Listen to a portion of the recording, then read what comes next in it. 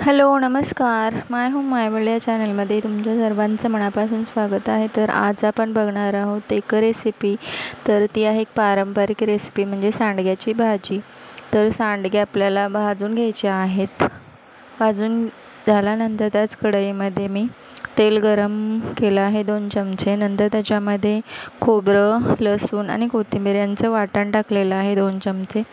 ते वाटणही आपल्याला तेलामध्ये परतून घ्यायचं आहे। खोबऱ्याला थोडासा कलर आला की त्याच्यामध्ये इथे एक मी मीडियम साईजचा एक कांदा चिरून घेतलेला आहे बारीक, तो त्याच्यामध्ये टाकायचा आणि परतून घ्यायचा। कांदा लाल झाला की त्याच्यामध्ये मी एक बारीक चिरलेला टोमॅटो घातलेला आहे। टोमॅटो इथे मी थोडासाच घेतलेला आहे। तर तोही तेलामध्ये परतून घ्यायचा। परतून झाल्यानंतर इथे आपल्याला रेग्युलर मसाले आपण जे वापरतो इथे तेच मी घेतलेले आहेत। हळद, मीठ, आपलं घरी बनवलेलं काळं तिखट किंवा काळा मसाला, लाल तिखट थोडंसं, गरम मसाला आणि धने पावडर आणि मीठ चवीनुसार। तर हे सगळं त्या मसाल्यांमध्ये टाकायचं आणि परत एकदा मिक्स करून घ्यायचं आहे।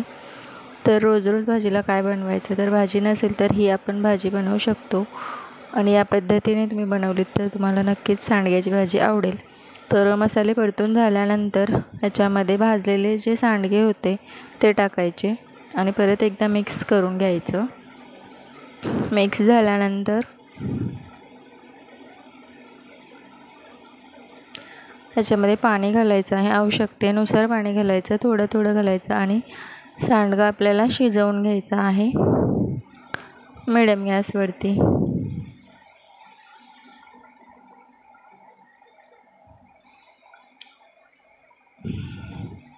तर इथे सांडग्याची भाजी म्हणजे सांडगा मी शिजवून घेतलेला आहे, बघू शकता। तर तुमच्या आवडीनुसार जर तुम्हाला ग्रेव्ही पातळ हवी असेल तर पातळ ठेवू शकता किंवा मग अशी या पद्धतीने सुकीही ठेवू शकता। तर नक्की करून बघा, छान होते सांडग्याची भाजी। तर ही एक पारंपरिक रेसिपी आहे, खूप जुन्या पद्धतीची आहे।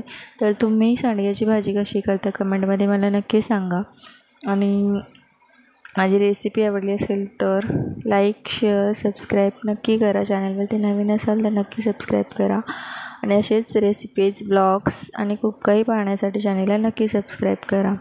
Thank you. Stay happy, stay connected and stay always positive.